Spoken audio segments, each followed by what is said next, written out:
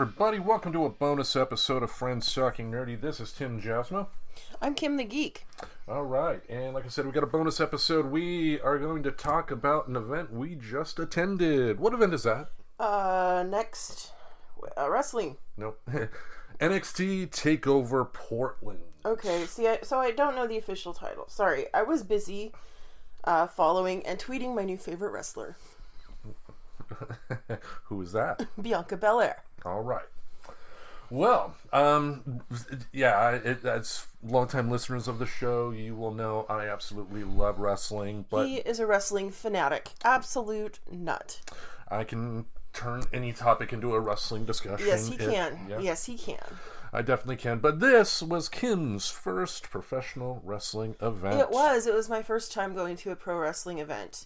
And it was quite a spectacle. I had a really good time. What do you mean when you say spectacle? Explain. I was just astounded at the athleticism. I mean, I've seen wrestling, but it's not quite the same as when you see it in person. Yeah. Because you're not just seeing the angles that they're filming from. You're seeing it all as a whole. And I was just astounded. I mean, just some of the moves that I saw them doing, some of the acrobatic type moves and stuff, I was just like, is this gymnastics or is this wrestling or is this both? And then, like, some of those moves that I've seen them do, like in action movies, like when they're like flat on the ground and then they like jump up to their feet. A kip up, yeah. Is that what that's called? Yep.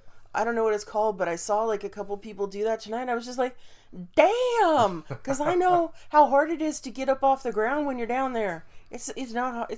I need something to pull myself up and they're just like, boom, they're on their feet again. I'm like, how? It's like magic. I couldn't even think about doing that, much less actually do it. I know. It's just, it's literally magic. It's magic. And that's what I do compare professional wrestling to. It is just like David Copperfield. You go to a David Copperfield performance, you know he's not summoning the dark arts, but he's going to... He might be. Come on. But he's going to put on one hell of a show, and he's going to entertain you, and he's going to make you wonder, how the hell did he do that? Yeah, and I'm just... and I know the wrestling is like, it's choreographed. And... rehearsed and all of that. But it's not fake because they were you could hear them slapping each other. Yeah, that's another thing too. I mean, there was a congressman who walked out of the State of the Union address and he compared it to pro wrestling and called it fake. And seeing it live, you see that in terms of the physicality they have to do to put on the performance that they do, it is not fake. It's not fake. It's rehearsed. And it's choreographed. They are telling a story, but it's not fake. It's performance art. It is. It's a performance, and they're athletic entertainers. Yep, sports entertainers. Sports entertainers. All right, so what I thought we would do for this bonus episode is kind of go through the matches, discuss our thoughts, and then, just the reason I thought it would be a great idea as well is I wanted to have a perspective from someone who's never been to a wrestling performance before. That way, for anybody that may be listening that may not necessarily be a wrestling fan, maybe it'll be something that will pique their interest and think that maybe next time they come to town, maybe I'll give it a try. Yeah, I mean, yeah. All right. The match that opened up the show was for the NXT North American Championship. We had the challenger Dominik Dijakovic face off against Keith Lee. What were your thoughts? I wasn't quite sure what to expect. This was the first match. Mm-hmm. I was just like, all right. These are two big dudes.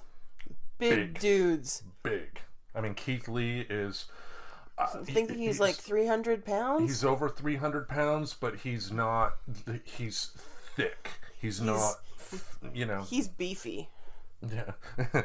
You should see the smile on Kim's face. She's like, beef. No. No, I was just... I've never been one for like super muscly people, but watching these guys perform and just... like what they can do is just amazing. It's crazy. Yeah, I did think at the beginning of the match there was some... It was a little bit of fumbling around at the beginning that I thought it didn't start off as good as it could, but you know, once Keith Lee did the Hurricane Rana in the middle of the ring, that's where he jumped up with, and then, you know, like, you know that move that Black Widow does in the movies where she jumps up and then with her feet, like, flips the person? Yeah. Yeah, I mean, seeing a guy over 300 pounds be able to perform yeah, that move he was, like, is insane. Flipping off the ropes and jumping and diving and, yeah, it was just crazy to watch. The whole thing, I'm just like, what did I just see? I was like, what did I just see? Yeah, and there was that move where I think it was Keith Lee that was sitting in that chair outside the ring. Oh yeah, they like threw each other down into where the commentators sit, and were like, he was like in an office chair. It looked like an office chair, and he's all like getting punched and stuff. But then I'm just like, I wish I could do that at work sometime. But then Dominik Dijakovic gets back into the ring, gets to the top rope, and then does a flip onto Keith Lee on the chair. On the chair. I can't imagine. I'm surprised that where I want to know what brand of chair that was, because if that chair can still be used after that, and they were still using the chair. Reluctantly, I think it did have a bit of a bend. Did it have a bit of a bend? Because yeah, if you can withstand like a wrestler being thrown into the chair, that's a chair that's gonna stand up pretty well to, you know, your butt in it like 8 to 10 hours a day. Yeah. So that's a decent chair. Definitely decent chair. They did tease a spot through the Spanish announce table, but they didn't do it for this match. Ultimately, Keith Lee ended up with the victory. Yay, Keith Lee! Yeah, usually at a wrestling show, the first match generally will have the good guy win as kind of a way to kind of get the Pump audience the crowd up and running. Yeah. Speaking of the crowd, what did you think of the crowd? Well, I was a little closer to the crowd than I expected, because the chairs were very, very narrow. So I was very, very close to everybody. And my knees were practically up in my chest. Yeah. It's just, the design in the Moda Center is not designed for people with butts, basically. It's not designed for variety. They made it for like people 5 foot to 5'5", 100 pounds or less. Pretty much. I mean, it was ridiculously tight. I'm gonna have bruises on both my hips. I already can tell. Ow. I haven't really looked, but I can feel it. If they don't show up on top, I'll be surprised, because I tend to bruise rather easily. So yeah, I'm gonna have bruises on both my hips from sitting in that chair, and my knees are aching, and the Advil's not kicked in yet. So, you took one for the team. Yeah. But you know, I would. I had. Despite the pain in my knees and my hips right now, I had a good time. So, I just have issues with the arena design, is what it comes down to, and it's so steep. And I don't know if you had noticed when we were coming in, but I almost fell down those stairs. I did not know that. Yeah, you were looking for our seats, and I was behind you, and I tripped, and I would have fallen if I hadn't grabbed the railing. I would have gone tumbling down about 10 to 20 rows of concrete. Like the Naked Gun. I don't know. I don't remember that scene. Well, the first Naked Gun, they were at Dodger Stadium, and somebody, it may have been Frank Drebin or something like that. Excuse me again. Sorry. Me with the hiccuping, you with the sneezing. I'm sneezing, yeah. But anyway, all right. On to the. Oh. Just one more thing. You know, even though the seating was uncomfortable, the crowd was much better than I expected. I was kind of expecting an uncomfortable testosterone fest, and even though I wasn't really following a lot of the story part of it, it wasn't. And you know, we're watching people beating each other up. The crowd didn't feel violent, because I've been in crowds before at other sporting events, and it felt very violent. Well, crowds today, I mean, wrestling crowds know it's a story, you know, and it is a different vibe, but it does tap into the sporting aspect, because, you know, during a sporting event, you get emotional attachments either to a team, or if it's a combat sport, to one particular individual, and, you know, that will pump you up. But but the fact that it is a story allows the audience to kind of, it's escapist more than anything. Yeah. I mean, they realize, I mean, they're letting a lot slide to just as much as the performers in the ring, because it's again, they know it's a story, but also too with the like I told you, that with NXT, it's they have and this will segue into our next match. They do have a great focus on letting everybody shine. The next match here is a street fight. We have Tegan Nox versus Dakota Kai. What'd you think? I kind of wish it would have been a little longer and they would have used more weapons. Because, I mean, the street fight aspect, I guess I was expecting more like of like swinging things at each other. And it was kind of a little disappointing. She brought out like that cricket bat, and she I knew that she wasn't going to actually hit her in the head or anything like that, because that would probably kill you. Because those cricket bats are pretty freaking hard. But she hit like the edge of the turnbuckle, or what is it? Is that what it's called? Yeah. And broke the cricket bat. So she was swinging pretty hard. Ring post, actually. Ring post, the ring post. And it cracked, and it was freaking loud. And that was kind of crazy. I kind of almost half expected her to pick up the pieces and start trying to beat her with it, but she didn't. But it was fun. I liked it.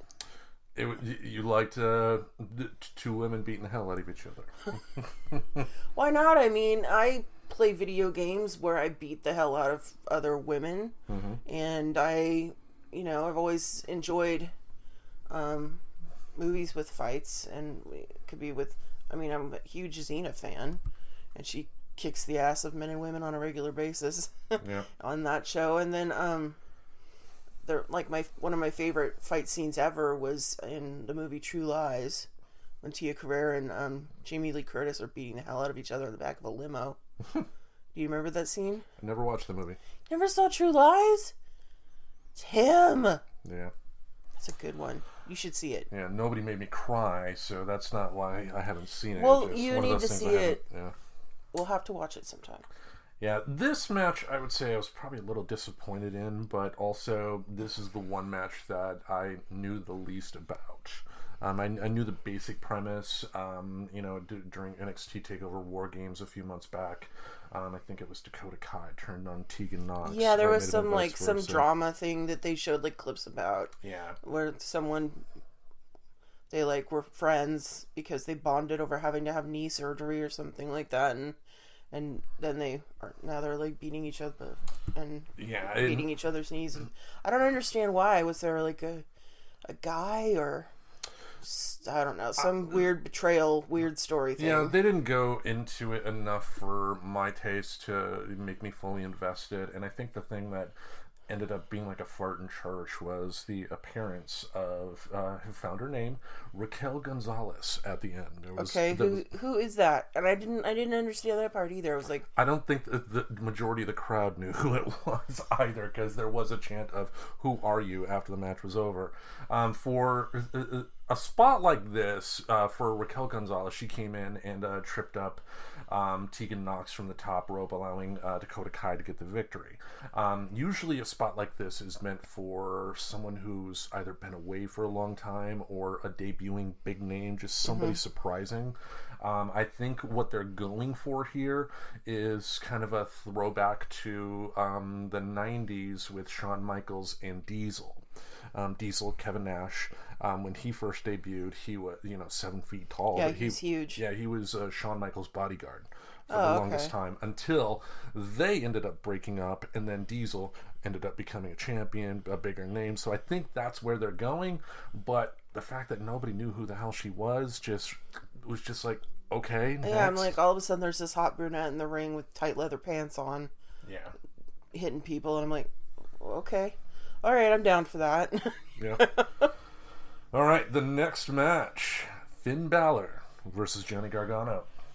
Yeah, I don't know all the storylines that are behind these matches, but I enjoyed watching it. But what did you think about the good thing about what the WWE does is before the matches? What did you think about the video before the little match? clip shows? That's good, because otherwise I wouldn't have any idea. I mean, basically there was a betrayal of course, there's always a betrayal, and then there was like, a fight and a betrayal and a fight and a betrayal, and I don't know. I couldn't decide who I wanted to cheer for.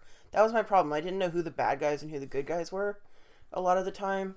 But I thought Finn Balor, everybody seemed to really like him. The problem with this match, and the only real problem with this match, is that Finn Balor, he's actually back in NXT. He spent a couple of years, I believe 3 years, on the main roster on both SmackDown and Raw. He was the first Universal Champion as well. So I think more than anything, for the casual fans that were there in the audience, more people know of Finn Balor than they do Johnny Gargano, and just with Finn Balor's reputation as a wrestler. Sometimes it doesn't matter how hard a performer who's trying to be a bad guy works at being a bad guy. Sometimes the fans just like you no matter what. And I think with Finn Balor, that was the case here. Even though, in my opinion, I think he was the bad guy through the match, he didn't really do anything bad guy-like. There was no real cheating on his part. Yeah. He just beat him up. Now, one thing I did notice, didn't really think of it too much until the end of the show, but the outfit that Johnny Gargano had. Was he in the past, his outfits for the takeover shows are designed based on like comic books, like he did one based on Iron Man, but this outfit was based on Carnage. Not a good guy. I didn't think of that until the end, but we won't go into spoilers here. But this match ended up with Finn Balor winning after the coup de grace. What did you think of his finishing move, where he jumps in and lands with his feet on the guy's chest? That looked really freaking painful. I'm really surprised that he didn't die. Because you could easily break a rib and push it right into someone's lung or their heart doing that. You could. It's gonna hurt no matter what. But I think what happens is that when he jumps, the force of the impact is not actually being felt through his legs. I think he just kind of goes limp and then kind of falls back. But still hurts like a bitch. Yeah, it looked pretty freaking painful. But I don't know. Because I'm looking at it, and I don't understand why Johnny Gargano. What was with the Johnny Wrestling thing? Was that like a name he used to go by or something? That's his nickname. We'll discuss it at the end of for the last match. But he for the longest time has just been the white meat milk drinking babyface. Johnny Wrestling. Yeah, but he's put on some amazing matches. Like we saw tonight. I mean, he's one hell of a performer in the ring. But that name is so stupid, and that outfit was really kind of, I don't know. But but the outfit though was a little bit of foreshadowing. That was yeah. But at the same time, I thought the name Johnny Wrestling was really stupid, so I was kind of cheering for Finn. Yeah. Well, I didn't know like who any of these people are. I don't know who the good guy and bad guy is, so I'm just going to cheer for whoever I decided to like best at the moment. So, and that was the point, I believe, where I was telling you, down girl, because I think you were commenting on those because I was really, because after we had like the two really big guys, and we had two women, and now these guys, I was surprised at how freaking ripped they were, because I got so used to seeing. I just remember wrestling from the 80s, and everyone just they weren't so focused on getting ripped. They were a lot more doughy. Yeah. They were just more on like building, Keith Lee. More like Keith Lee. They were more like Keith Lee. They were just building up their arm strength, basically. And because I just remember Hulk Hogan. I mean, he had really huge arms, but the rest of him was just kind of doughy. Yeah. Anyway. All right. The next match is for the NXT Women's Championship. The challenger, Bianca Belair, facing off against Rhea Ripley. What were your thoughts? Oh, it was a fun match to watch. That was a really good match. I've decided I am a fan of Bianca Belair. Loved the outfit. I liked her. She's got some sass and some spunk and a lot of showmanship, and I like her. Yeah. For me, I mean, I like both performers. I did think that if you're a hardcore wrestling fan like me, you're going to go on internet websites and then find out behind the scenes news. And also the fact that it was already a story that, Rhea Ripley essentially told Charlotte, why don't you challenge me for the NXT title at WrestleMania? The ending of this match was essentially a foregone conclusion, which was not fair to Bianca Belair. At the end of the match, Rhea Ripley ended up winning. Surprise of the night, Charlotte Flair comes out and attacks Rhea Ripley, and then, I will see you at WrestleMania. And then the thing about Charlotte, too, is that her stage presence, she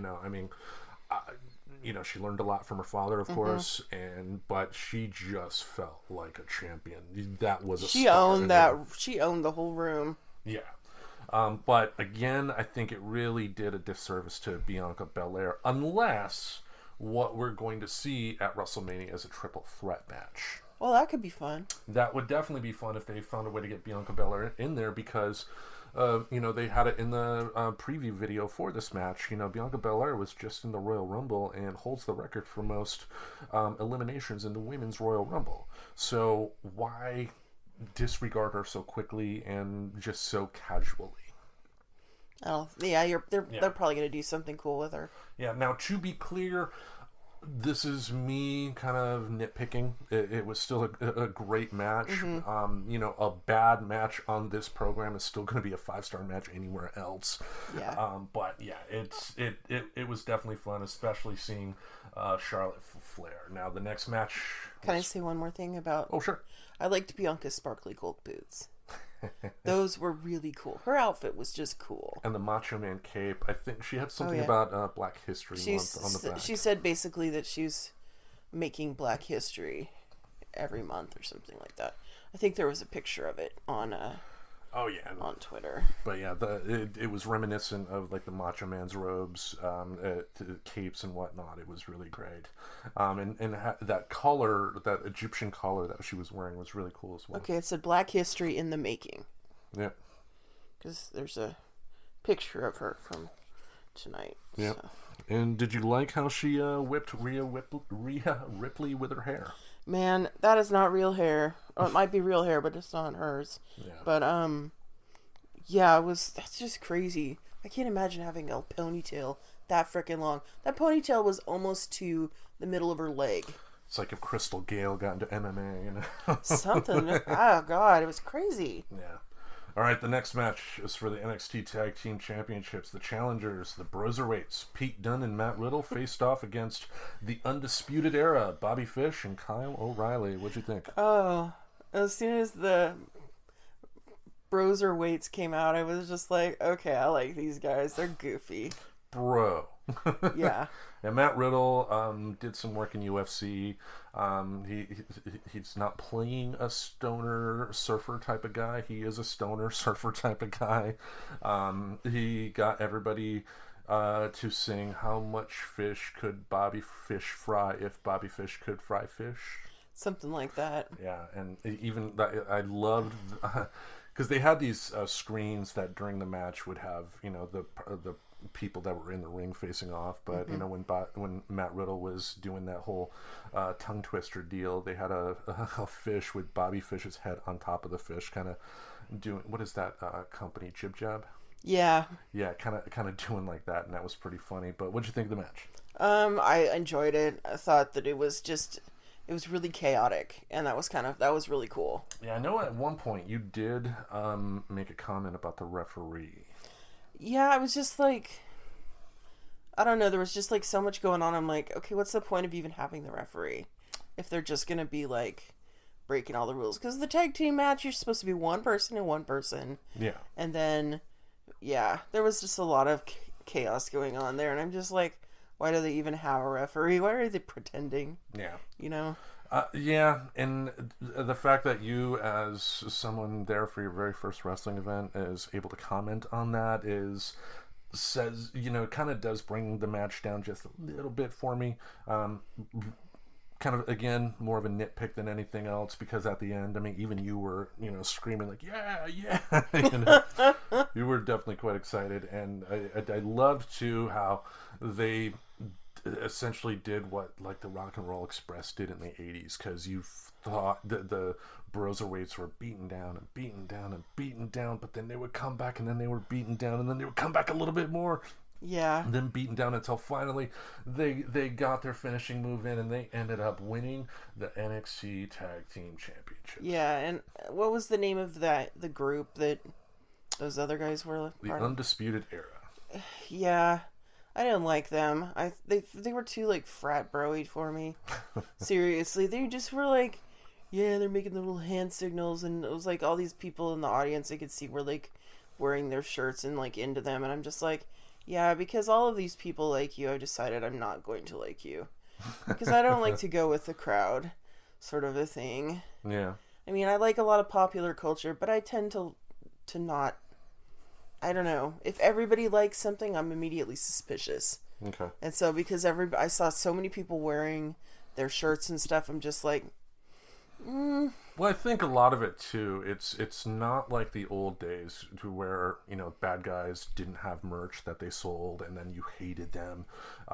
You know, the bad guys these days, you boo them, but you still respect them because you know it's a performance. Yeah, it's not so black and white with bad and good either. Yeah. It feels a lot more like you just like somebody or you don't like somebody, and it's not like a good versus evil. Yep. All right. So the last match of the night, the match for the NXT Championship, the challenger, Tommaso Ciampa. You have a lot to say about him. Mm-hmm. Faced off against the champion, Adam Cole, baby. What'd you think?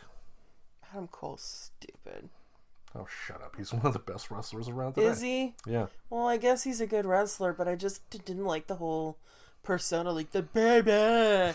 Just all these people wearing these baby shirts. I'm just like, he's a cocky bastard.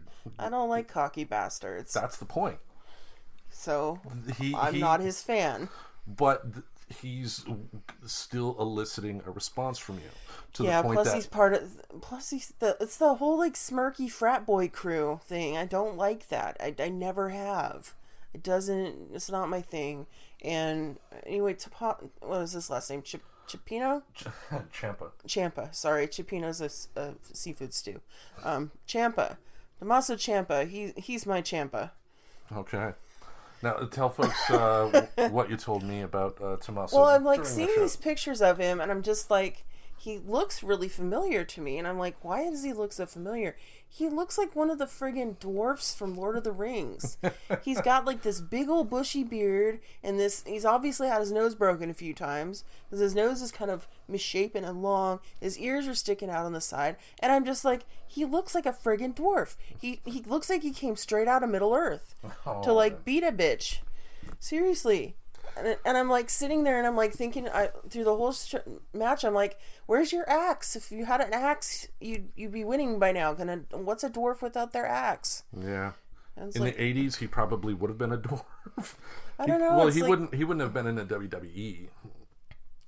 I don't know. I just wanted to like yell, Middle Earth needs you. Get up. You know?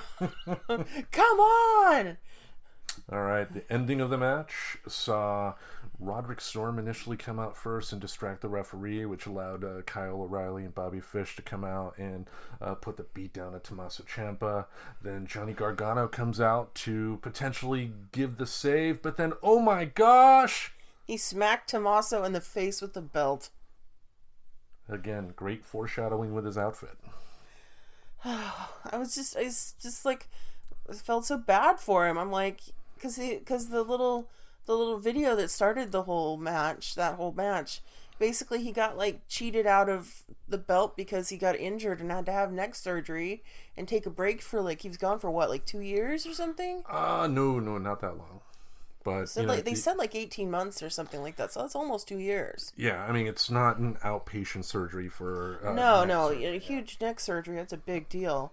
So it's like he lost the belt through no fault of his own. He got injured, and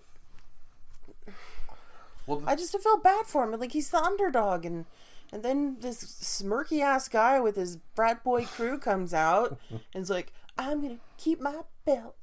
It's my belt. I got it. Blah blah. Is Adam Cole in the room? What? Oh, it's you. I don't know. I'm just like, I'm not a fan. Not a fan of Adam Cole. Go Gimli. Fight for Middle Earth, Tommaso. You can do it. It makes sense to keep the belt on Adam Cole until at least Takeover Tampa. I don't know who he's going to face at this point, but it made more sense to keep the belt on him for now than it did to give Tommaso the belt. But by ending the match the way they did, they give Tommaso an out. That way, what I mean by that is this: he, for the foreseeable future, can feud with Johnny Gargano. Once that feud is over, then he can come right back to the NXT Championship and tell Adam Cole or whoever the champion is, I didn't lose in a fair fight. It took somebody else hitting me in the face with the championship belt to lose, so we're going to go one-on-one for the belt. That's true. Yeah. It sets something up for the future, but boy, I felt bad for Gimli. Okay. All right. Overall, thoughts. What'd you think? I had a good time. I would go again, but I would ask that we get different seats. Yeah. For folks that have never been to a wrestling show, what would you tell them? If possible, maybe do a little research beforehand, if you're feeling up to it, because there was a lot of stuff I was felt like I was missing, but at the same time, if you like action movies and stuff like that, and you don't mind, like, seeing people beat each other up, I think you'll have a good time. I had a good time. Yep. My throat hurts a little bit from yelling. Yeah, she, especially at the last match, was screaming for Tommaso Ciampa to win. Go Gimli. Yep.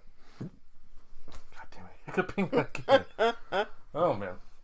We're a mess, but yeah, it's probably just because we've been cheering, and then we came home and had some food, and now we're like, I don't know about you, but I'm tired. I think the Advil's kicking in too. I took like 4. Well, so yeah, and I got a migraine that started kicking in after we left, and well, there was a lot of flashing lights and screaming and loud music, so yeah, it's understandable. It was bound to happen, but this was a once-in-a-lifetime event. For me at least, it was by far the wrestling event that had the best wrestling in it from first match to last, compared to everything else I've seen. And I've been to, house shows. I've been to TV tapings for both WCW and WWE. I've been to a WWE pay-per-view in the past. But the emotion that the performers were able to bring out of the crowd. I did watch a couple of clips on YouTube already of some of the matches, and they don't really give the feel about the energy of the crowd. I mean, I think it's a lot different when you're actually there. Yeah, the crowd was definitely buzzing.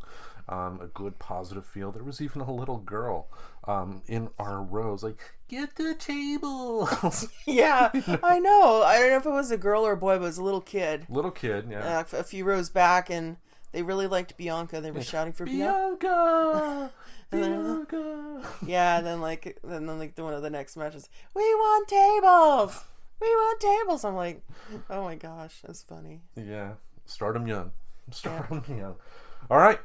Bonus episodes in the books. Thank you all for listening. Thank you. We will return with our regularly scheduled episodes at the end of the week. Sounds like a plan. Yeah, and we're going to be listening to Casey Musgraves' Same Trailer, Different Park. So head to the music service of your choice or buy the damn album, listen to it before our show, and then join us. Join us. We will see you later. Bye-bye. And remember, it's such a good feeling to know you're alive. It's such a happy feeling. You're growing inside, and when you wake up ready to say, I think I'll make a snappy new day. It's such a good feeling, a very good feeling. The feeling you know that I'll be back when the day is new, and I'll have more ideas for you, and you'll have things you'll want to talk about. I will too. You always make each day such a special day. You know how? By just your being you. Only one person in the whole world like you. That's you yourself. I'll be back next time. Bye-bye.